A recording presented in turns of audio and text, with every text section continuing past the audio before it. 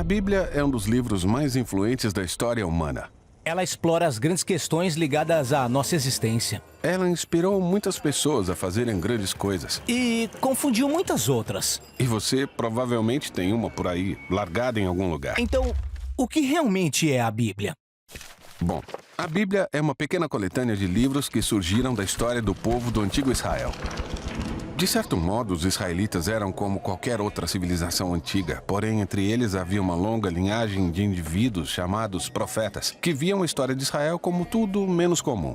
Eles viam Israel como um elemento central do que Deus estava fazendo por toda a humanidade. E esses profetas eram gênios literários. Sério? Sim, com grande habilidade eles usaram a língua hebraica para escrever narrativas épicas e poesia muito sofisticada. Eles eram mestres de metáforas e histórias. E utilizavam tudo isso para explorar grandes questões que envolvem a vida, a morte e as dificuldades humanas.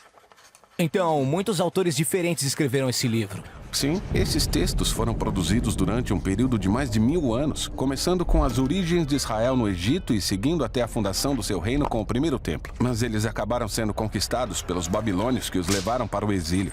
Depois, em um momento crucial na sua história, muitos israelitas voltaram para sua terra. Eles construíram o segundo templo e reformaram sua identidade. Foi aí que as escrituras judaicas começaram a se tornar naquilo que conhecemos hoje. Certo, a Bíblia judaica. E o que ela contém? Bom, em hebraico ela é designada por uma sigla, Tanakh. O T representa a Torá, às vezes chamada de a Lei. Esses são os 5 livros da história da fundação de Israel.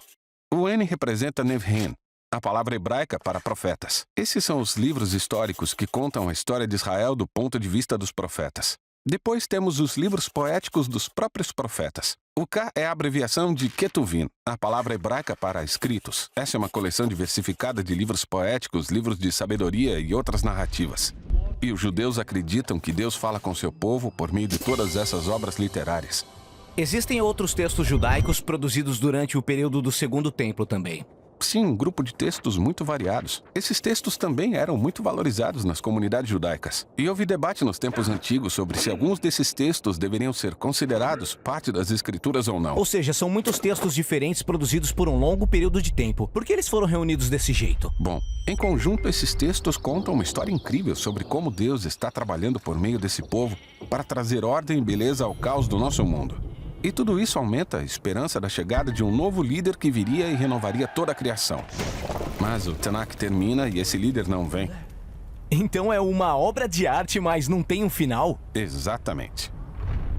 No entanto, poucos séculos mais tarde, entra em cena um profeta judeu chamado Jesus de Nazaré. Ele afirmou que tinha vindo para levar adiante a história do Tanakh. Certo, então Jesus fez muitas coisas legais, foi morto, mas seus seguidores afirmam que ele tinha ressuscitado e estava vivo. Sim, eles disseram que Jesus era aquele líder tão esperado que iria restaurar o mundo. E por isso seus primeiros seguidores, chamados apóstolos, escreveram novas obras literárias sobre a história de Jesus. Eles chamaram essas obras de Boas Novas ou o Evangelho. Há também um relato chamado Atos contando a expansão do movimento de Jesus fora de Israel. Depois, eles enviaram cartas para as comunidades espalhadas pelo mundo antigo. Eles consideravam esses textos como parte das Escrituras? Sim, os apóstolos escreveram tudo isso como sendo o cumprimento daquela história encontrada no Tanakh. E assim continuaram o brilhantismo literário da tradição judaica. Eles também acreditavam que Deus estava falando com o seu povo por meio desses textos, junto com as Escrituras de Israel.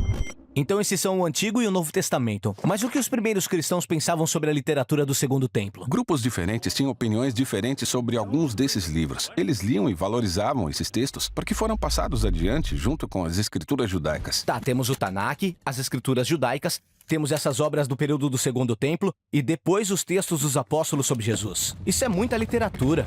Então, o que está dentro da minha Bíblia? Bem, o movimento cristão assumiu diferentes formas ao longo desses 2000 anos. Desde o início, todos os cristãos reconheceram o Tanakh e o Novo Testamento como escritura sagrada. E durante séculos, grande parte da literatura do Segundo Templo foi lida como parte da tradição bíblica. Após algum tempo, a Igreja Católica oficializou alguns desses livros e os chamou de livros deuterocanônicos. Algumas igrejas ortodoxas usavam até mais livros dessa literatura do Segundo Templo. Mas no século XVI, durante a Reforma, os cristãos protestantes quiseram voltar aos textos antigos dos profetas e apóstolos e aceitaram somente o Antigo e o Novo Testamento. Legal.